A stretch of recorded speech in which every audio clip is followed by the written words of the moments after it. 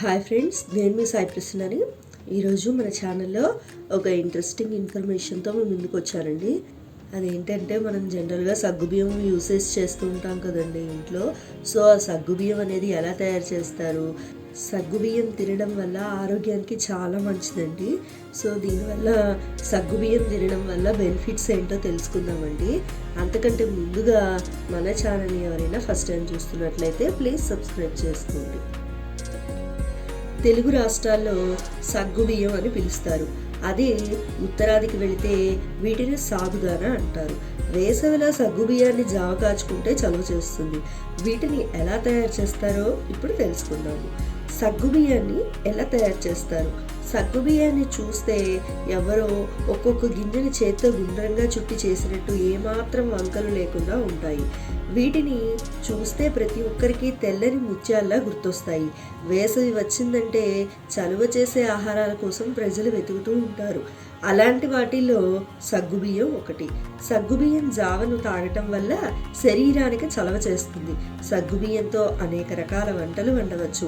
వీటిని తినడం వల్ల ఎన్నో రకాల ఉపయోగాలు కూడా ఉన్నాయి. అయితే ఈ ముత్యాలాంటి సగ్గుబియ్యాన్ని ఎలా తయారు చేస్తారో ఇప్పుడు తెలుసుకుందాము. సగ్గుబియ్యాన్ని కర్ర పెండలంతో తయారు చేస్తారు. ఇది భూమిలో పెరిగే పెద్ద దుంప. కర్ర పెండలాన్ని సేకరించి అవి తాజాగా ఉన్నప్పుడే సగ్గుబియ్యాన్ని తయారు చేస్తారు. భూమిలో నుంచి వాటిని తీసాక కేవలం 24 గంటల్లోపే తయారీ కేంద్రానికి పంపించి సగ్గుబియ్యం తయారీ మొదలు పెడతారు. కొన్ని యంత్రాల్లో ఈ కర్రపెండలాన్ని వేస్తే అవి పైనున్న తొక్కను తీసేస్తాయి. తర్వాత క్రషర్లో వేస్తారు. వాటి నుంచి పాలను విడదీస్తారు. ఈ పాలను ఫిల్టరింగ్ మిషన్లో వేస్తారు. అక్కడ అవి ఫిల్టర్ అయ్యి చివరకు తెల్లని పదార్థం బయటకు వస్తుంది. ఈ తెల్లని పదార్థాన్ని జల్లెడలో వేసి ఇటు అటు తిప్పుతారు. అలా తిప్పినప్పుడు జల్లెడలోని రంధ్రాల నుంచి ఆ ముద్ద గుండ్రని గింజల్లాగా కింద పడతాయి. అప్పుడు అవి చాలా మెత్తగా ఉంటాయి. వాటిని ఎండలో పెట్టి బాగా గట్టిపడేలా చేస్తారు. అంతే, తెల్లని సగ్గుబియ్యం రెడీ అయినట్లే. మనకు కిలో సగ్గుబియ్యం కావాలంటే 5 కిలోల దుంపలు అవసరం పడతాయి. కర్రపెండల నుంచి మనం సగ్గుబియ్యాన్ని తయారు చేస్తాము. అదే ఆఫ్రికాలో ఎన్నో దేశాల్లో దీన్ని ప్రధాన ఆహారంగా తింటారు. మనం ఇక్కడ ప్రతిరోజు అన్నం ఎలా తింటామో అలా వారు కర్రపెండలంతో ఆహారం చేసుకుని తింటారు.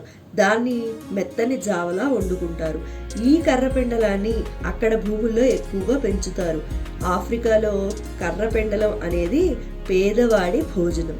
మన దేశంలో కర్రపెండలం అనేక రాష్ట్రాల్లో పెంచుతారు. ఎన్నో చోట్ల సగ్గుబియ్యం తయారీ కేంద్రాలు కూడా ఉన్నాయి. అనేక పరిశ్రమల్లో వీటిని వినియోగిస్తారు. ఐస్ క్రీమ్ కోన్ తయారీదారులు ఈ కర్రపెండలాన్ని వినియోగిస్తారు. చేపలకు ఆహారంగా వీటిని వాడతారు. రబ్బర్ పరిశ్రమల్లో, వస్త్ర పరిశ్రమల్లో మసాలా పౌడర్, కాస్మెటిక్స్, సబ్బులు, అలాగే ఫార్మాస్యూటికల్స్, కాగితం తయారీలు, ఇలా ఎన్నో పరిశ్రమల్లో కర్రపెండలాన్ని వినియోగిస్తారు. సగ్గుబియ్యం తినడం వల్ల మన శరీరానికి ఫైబర్, పొటాషియం, ఫాస్ఫరస్ లభిస్తాయి. అధిక రక్తపోటుతో బాధపడేవారు తరచూ ఈ సగ్గుబియ్యాన్ని తింటే రక్తపోటు పెరగకుండా ఉంటుంది. అలాగే మెదడు ఆరోగ్యానికి సగ్గుబియ్యం ఎంతో మేలు చేస్తుంది. ఇందులో ఫోలెట్ ఉంటుంది. ఈ ఫోలెట్ మెదడు ఆరోగ్యాన్ని కాపాడుతుంది. సగ్గుబియ్యాన్ని కొందరు వండకుండా నములుతూ ఉంటారు. ఇలా చేయటం వల్ల ఫుడ్ పాయిజనింగ్ అయ్యే అవకాశం ఉంది. ఉబ్బరం, గ్యాస్ట్రిక్ సమస్యలు కూడా రావచ్చు. సో విన్నారు కదండి, మనం నిత్యం వాడుకునే వస్తువులు జావలో కానీ ఎల్లో కందులో చేసుకుంటూ ఉంటాం కదా మనం సగ్గుబియ్యంతో. ఆ సగ్గుబియ్యం తీసుకోవడం వల్ల ఎలాంటి ఆరోగ్య సంబంధమైన బెనిఫిట్స్ ఉంటాయి, అలాగే అసలు సగ్గుబియ్యాన్ని ఎలా తయారు చేస్తారు అన్న విషయం గురించి తెలుసుకున్నాం కదండి. నా వీడియో మీకు ఇన్ఫర్మేటివ్గా అనిపించిందని అనుకుంటున్నాను. నా వీడియో మీకు నచ్చినట్లయితే లైక్ చేయండి, షేర్ చేయండి. కొత్త వాళ్ళు మన ఛానల్ చూస్తున్నట్లయితే ప్లీజ్ సబ్స్క్రైబ్ చేసుకోండి. Thanks for watching.